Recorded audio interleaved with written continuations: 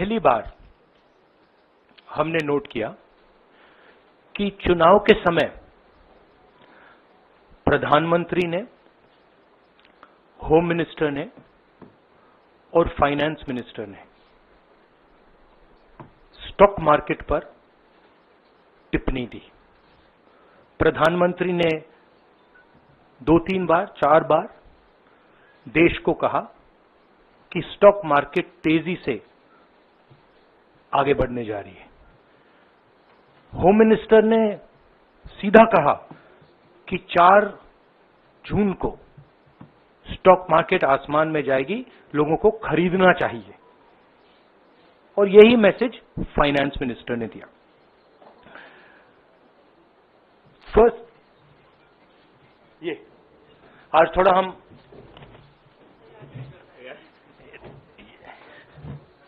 तो ये क्रोनोलॉजी है। अमित शाह कहते हैं बाय शेयर्स बिफोर 4 जून। 19 में नरेंद्र मोदी जी कहते हैं stock market will break records on June 4। फिर 28 मई को रिपीट करते हैं। 1 जून मीडिया झूठे एग्जिट पोल रिलीज करती है। बीजेपी का ऑफिशियल जो इंटरनल सर्वे था वो उनको 220 सीट दे रहा था। तो ये इंफॉर्मेशन बीजेपी के लीडर्स के पास था। इंटेलिजेंस एजेंसीज ने 200 और 220 के बीच में सरकार को बताया था कि उनकी सीट्स आ रही हैं। 3 जून को स्टॉक मार्केट सारे रिकॉर्ड तोड़ देता है और 4 जून को खटाक से स्टॉक मार्केट अंडरग्राउंड चला जाता है। अगला स्लाइड दिखाइए जरा। ये देखिए 31 मई massive stock activity, more than double what was there on 30th, more than double what was there on 29, 28। ये अनोमली देखिए। ये कौन लोग हैं? ये वो लोग हैं जो जानते हैं कि कोई ना कोई घपला हो रहा है। हजारों करोड़ रुपए यहां पे इन्वेस्ट हुए हैं। फॉरेन इन्वेस्टर्स ने इन्वेस्ट किए हैं और उसके बाद 30 लाख करोड़ रुपए का लॉस होता है। किसका लॉस होता है? रिटेल इन्वेस्टर्स का लॉस होता है। तो ये जो आप देख रहे हैं हिंदुस्तान की स्टॉक मार्केट की हिस्ट्री का सबसे बड़ा स्कैम है। और इसके बारे में हम कुछ सवाल पूछना चाहते हैं। पहला सवाल, why did PM and HM give specific investment advice to the 5 crore families investing in the stock market? Is it their job to give investment advice? Second, why both interviews were given to the same media house owned by the same business group, which is also under SEBI investigation for manipulating stock market? Third, what is the connection between the BJP, the fake exit pollsters, and the dubious foreign investors who invested 1 day before the exit polls were announced and made a huge profit at the cost of 5 crore families? We demand a JPC into this. We are absolutely convinced that this is a scam. Somebody has made thousands of crores of rupees at the cost of Indian retail investors, and the Prime Minister and the Home Minister have given an indication to buy. And this is a criminal act. So we demand today a joint parliamentary committee to investigate this. मैं हिंदी में बोल देता हूं। प्रधानमंत्री ने देश की जनता को इन्वेस्टमेंट एडवाइस क्यों दी? और 5 करोड़ परिवारों को जो इन्वेस्ट करते हैं उनको प्रधानमंत्री ने, होम मिनिस्टर ने स्टॉक खरीदने का आदेश क्यों दिया? दूसरा, दोनों इंटरव्यूज जो किए गए थे वो अदानी जी के जो चैनल्स हैं उनको दिए गए थे, उन पर सेबी का इन्वेस्टिगेशन हो रहा है, तो उन चैनल्स का क्या रोल है? और बीजेपी के बीच में जो फेक एग्जिट पोलस्टर्स हैं और ये जो फॉरेन इन्वेस्टर्स हैं, इनके बीच में क्या कोई रिश्ता है? और अगर रिश्ता है तो क्या है? हम जेपीसी चाहते हैं, हम इन्वेस्टिगेशन चाहते हैं और देश इसकी सच्चाई जानना चाहता है। धन्यवाद। शुक्रिया राहुल जी। साथियों, अभी अभी राहुल जी ने आपको स्पष्ट तरीके से क्रोनोलॉजी समझ लिया है। बार बार गृह मंत्री कहते थे अब क्रोनोलॉजी समझिए। आज राहुल जी ने देश को क्रोनोलॉजी समझाया है। इसके ऊपर अगर आपके सवाल हैं तो एक एक करके आप पूछेगा, एक एक करके। I haven't said the chronology in English, so I'll say the chronology in English. 13th May 2024, the Home Minister says, buy shares before 4th of June. This is a clear indication to retail investors and others to buy stock. 19th May, for the first time, and then repeatedly until the 28th May, the Prime Minister says that the stock market is going to break records on 4th June. Finally, on 1st June, completely fictitious exit polls are released. These investors are given a completely wrong impression. And on the 3rd of June, as we all know, the stock market breaks all records and then crashes on the 4th of June. Whoever has made money as the stock market rose and also as the stock market crashed. And we are interested in having a joint parliamentary committee, a JPC, to investigate the role of the Prime Minister, the role of the Home Minister, role of BJP members, and also those people who have done these fake exit polls. And finally, we want to understand who are the people, these foreign investors, who did these trades. So we want an investigation for that. शुक्रिया राहुल जी। हाँ संजय। राहुल जी, इससे पहले भी आपने Adani issue पे JPC पिछली लोकसभा में मांग की थी, तो क्या आप चाहेंगे कि ये इशू और हिंडनबर्ग इशू दोनों कंबाइन हो और दोनों की जांच हो? ये जो इशू है, this is a broader issue than just the Adani issue. It is connected to the Adani issue, but this is a much broader issue. This is directly the Prime Minister of India, Home Minister, who are privy to data on actual election results, who have IB reports, who have their own data, who are advising retail investors to buy stock on the 4th. This has never happened before. And by the way, the Prime Minister has never commented on stock market before this. This is the first time the Prime Minister has commented, very interestingly, and multiple times, one after the other, saying that stock market is going to boom, stock market is going to boom, stock market is going to boom. And at the same time, he has information that the exit polls are wrong. He has information that he knows what is going to happen because he has IB data and he also has his own party data. हाँ जी रवि। राहुल जी, मेरा सवाल यही है कि जी news ने भी ये सारी चीज बताई है जनता को कि कई चैनलों ने मिलकर ये सब चीज किया है, जिस तरह से एग्जिट पोल करके लोगों को गुमराह किया है, जिस तरह से शेयर बाजार में सारा कुछ हुआ है। जी न्यूज ने भी इस मामले को उठाया है और बताया है, और आपके कहने का सीधा अर्थ है कि अडानी को इसका फायदा उठाने के लिए किया गया है? नहीं, मेरा कहने का ये अर्थ है कि उसमें अदानी इन्वॉल्व हो सकता है, मगर ये अदानी से बहुत बड़ी चीज है। इसमें बीजेपी के सबसे बड़े नेताओं ने कहा है, रिटेल इन्वेस्टर्स को मैसेज दिया है कि आपको स्टॉक खरीदना चाहिए।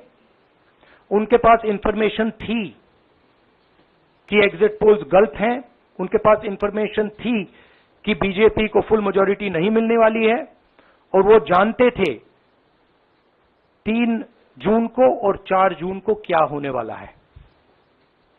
कितने का 30 लाख करोड़ का नुकसान हुआ है। कितने का 30 लाख करोड़ रुपए का नुकसान हुआ है, और हजारों लाखों करोड़ रुपए का चुने हुए लोगों को फायदा हुआ है। और हम इंक्वायरी चाहते हैं प्रधानमंत्री पर, होम मिनिस्टर पर, जिन्होंने एग्जिट पोल किया उन पर, और ये जो फॉरेन इन्वेस्टर्स हैं उन पर। शेमिन,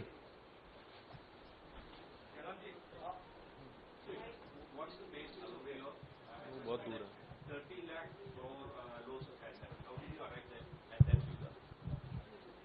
Do you want to explain? This is based on the market value of all the companies the day before the results came, and the market value of the stock markets of all the companies at the end of the day on results. Sanjeev, एक minute. Sanjeev, Rahul ji, you've talked about, are you alleging the involvement of the Prime Minister and the Home Minister? Yes. And whose money is it? Yes, Are you saying that this is what I their am money? saying. I am saying that people very high up in the BJP have carried out this scam. I am saying they had partners who carried out these exit polls. We would like to know if these exit polls were actually carried out, if people were actually sent out, and we'd also like to know the methodology of these polls. We'd like to understand who these investors are. We have some sense of who these investors are. So we are not just speaking out of the air. We are confident that if an investigation is done, interesting things will be revealed. And we think the Prime Minister and Home Minister are directly involved in this. Siddharth, जांच होनी चाहिए जिनके share बहुत up गए, जिनके सबसे ज्यादा share खरीदे गए और जिनके शेयर उसके बाद में बीच में बेचे भी गए, उन कंपनीज का भी को भी इस दायरे में आना चाहिए, आपको लगता है? हमारा कहना है कि यहाँ पे बड़ा क्लियर है कि स्कैम हुआ है।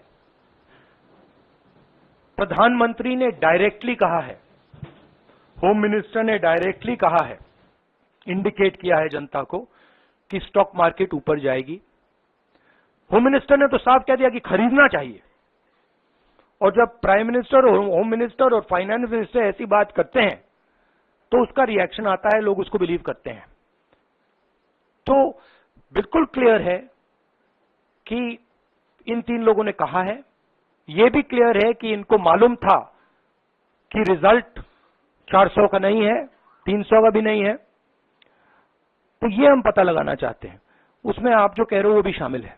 राहुल जी, ब्रह्म प्रकाश दुबे, इंडिया डेली लाइफ से। मेरा सवाल यह है कि जो आपने बताया इतना बड़ा स्कैम है, पहले भी आपने कई मामले उठाए हैं, जेपीसी की मांग पहले नहीं मांगी गई है, तो क्या आपने कहा ये आपराधिक मामला है, क्या कोर्ट में जाएंगे या पुलिस में शिकायत दर्ज करेंगे? क्योंकि आप कह रहे हैं बहुत बड़ा घोटाला है ये। नहीं भैया, मैंने अभी आपको बोला हम जेपीसी डिमांड कर रहे हैं, इन्वेस्टिगेशन डिमांड। अगर नहीं मांगते तो पुलिस में, कोर्ट में जाएंगे?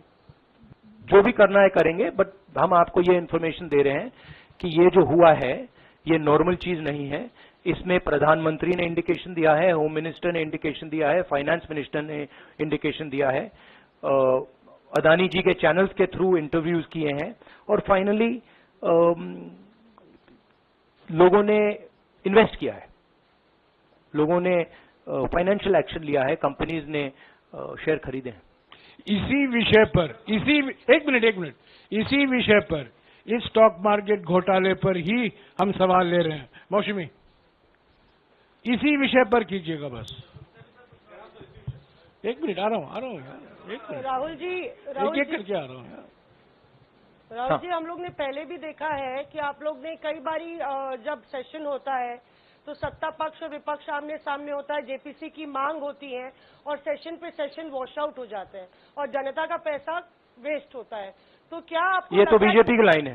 तो क्या नहीं, मतलब जनता का पैसा का सेशन वाटर, आप ऐसी टी शर्ट ले लो ना एक, मैं आपको दे दूंगा, उनका वो सिंबल दे दूंगा आपको, ये उनकी लाइन है। सवाल आपको पसंद नहीं आए वो अलग बात है, पर आपको किसी नहीं, की सवाल मुझे बहुत पसंद आ रहा है। इस तरह से उंगली उठाने की जरूरत नहीं। आप चेक बहुत अच्छा लग रहा है, बोलिए। बीजेपी का बैच पहनने की आप जरूरत सवाल नहीं। पूछे ना, सवाल नहीं, आपको भी जयराम साहब ये बोलना चाहिए, सवाल गलत बात है। सवाल पूछे।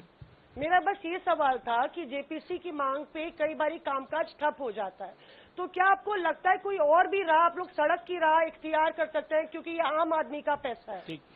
हम जनता को एक रियलिटी बता रहे हैं कि यहाँ पे क्लियरली एक स्कैम हुआ है। यहाँ पे प्राइम मिनिस्टर ने इंडिकेट किया है, यहाँ पे होम मिनिस्टर ने इंडिकेट किया है, यहाँ पे फाइनेंस मिनिस्टर ने इंडिकेट किया है।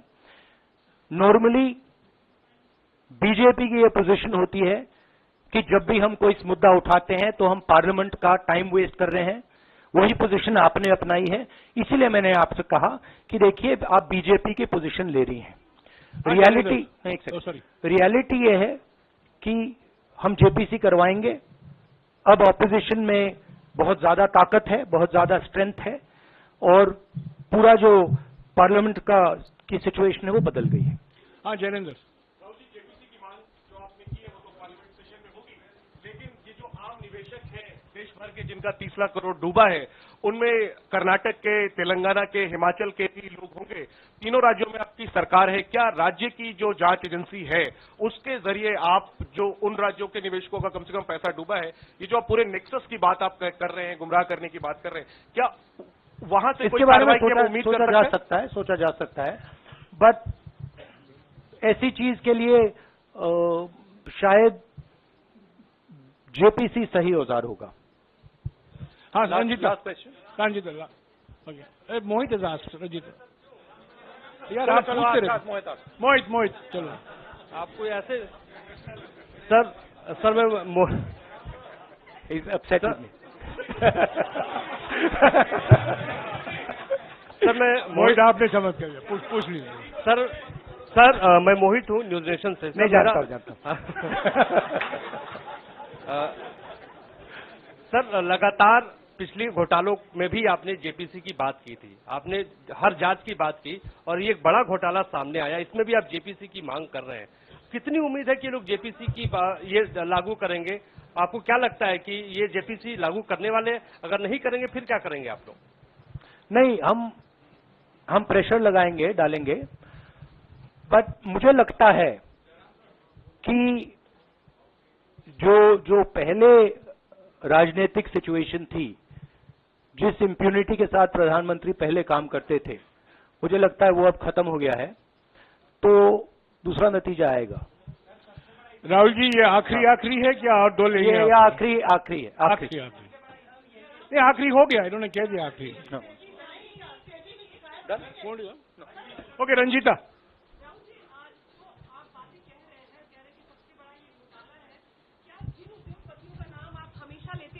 चुनावी जो रैलियां रही हैं उसमें भी और उसके बाद भी, क्या आप कहना चाहते हैं कि सरकार ने मदद की है उन उद्योगपतियों को और अमीर बनाने में? नहीं, मैं कह रहा हूं, मैं सिर्फ सरकार की बात नहीं कर रहा हूं, मैं दो इंडिविजुअल्स की बात कर रहा हूं। प्रधानमंत्री ने और हिंदुस्तान के सब रिटेल इन्वेस्टर्स जिनको नुकसान हुआ है, मैं आपसे बोल रहा हूं, आपको ये बात समझ आ जाएगी। आपका पैसा गया है, आपकी कमाई गई है, आपको नुकसान हुआ है, और इसमें करोड़ों युवा हैं जो ईमानदार हैं। तो नरेंद्र मोदी जी ने, अमित शाह जी ने आपको मैसेज दिया कि 4 तारीख को स्टॉक मार्केट आसमान छुएगी, और आपने उन पर भरोसा किया। मगर सच्चाई ये थी कि नरेंद्र मोदी को मालूम था कि 4 जून को स्टॉक मार्केट आसमान नहीं छुएगी। 4 जून को स्टॉक मार्केट का जबरदस्त नुकसान होने जा रहा है, क्योंकि उनके पास इंटेलिजेंस की रिपोर्ट थी और बीजेपी का जो इंटरनल असेसमेंट था 220 सीट का, वो उनके हाथ में था। तो मेरा ये सवाल है, और मैं आपसे इन्वेस्टर से कहना चाहता हूं कि आपको जो चोट पहुंची है, जो आपको दर्द हुआ है, वो चोट नरेंद्र मोदी जी और अमित शाह के बयान ने आपको पहुंचाई है। और हजारों करोड़ रुपए किसी ना किसी ने चोरी किए हैं। वो आपके जेब से गए हैं, रिटेल इन्वेस्टर्स के जेब से गए हैं। तो मैं चाहता हूं, आपके लिए बोल रहा हूं, मैं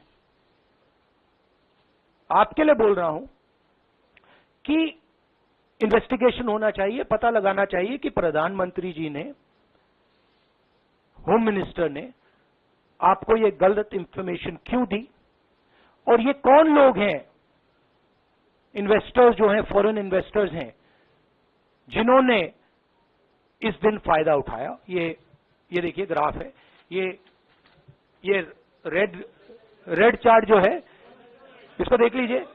ये नॉर्मल ट्रेडिंग है, ये नॉर्मल ट्रेडिंग है, ये ग्रे वाली नॉर्मल ट्रेडिंग है, और ये जो ट्रेडिंग है ये अबनॉर्मल ट्रेडिंग है, ये 2-3 गुना है, और फिर ये हुआ है नुकसान। तो ये नरेंद्र मोदी जी और अमित शाह से मैं पूछ रहा हूं कि इसमें आपका क्या रोल था, और रिटेल इन्वेस्टर्स के लिए पूछ रहा हूं, आपकी मदद करने के लिए पूछ रहा हूं, और इन्वेस्टिगेशन होगा तो आपके लिए होगा। धन्यवाद, शुक्रिया। For more of such videos, do like, share and subscribe to ET Now Swadesh.